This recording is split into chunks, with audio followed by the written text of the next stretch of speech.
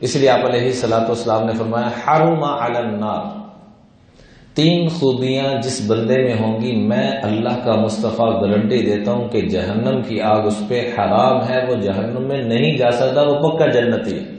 یا رسول اللہ وہ 3 خوبیاں کیا ہیں؟ فرمایا لین کل ہین لین سہل۔ ہین کہتے ہیں، تینوں کا ترجمہ ویسے تو نرمی ہے، لیکن تینوں کی نرمی الگ الگ ذکر کی گئی۔ ہین کہتے ہیں جو زبان کے اعتبار سے نرم ہو، لین کہتے ہیں جو معاملات کے اعتبار سے نرم ہو، اور سہل کہتے ہیں جو ملنسار ہو،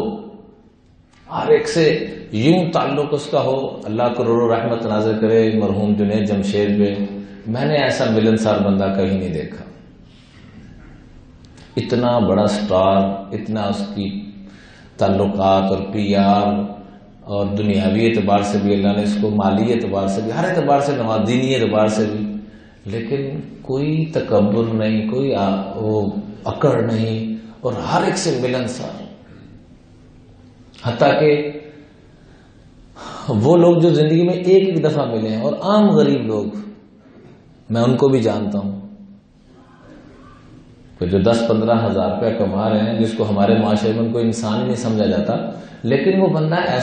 ایسی محبت سے ملتا تھا کہ میری آپ کی سوچ ہے۔ تو ملنسار، ہین حرم علی النار کل ہین لین سہل۔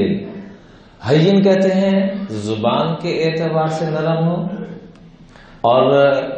لین کہتے ہیں جس کے معاملات اچھے ہوں، نرم ہو، دھوکہ نہ کرے کسی کے ساتھ،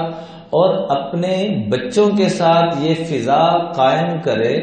اپنے بچوں کے ساتھ یہ فضا قائم کرے کہ بچے اپنے دل کی بات کہہ سکیں، شاگرد اپنے استاد سے دل کی بات کہہ سکے۔ ہم نے اتنی سختی اور کئیوں نے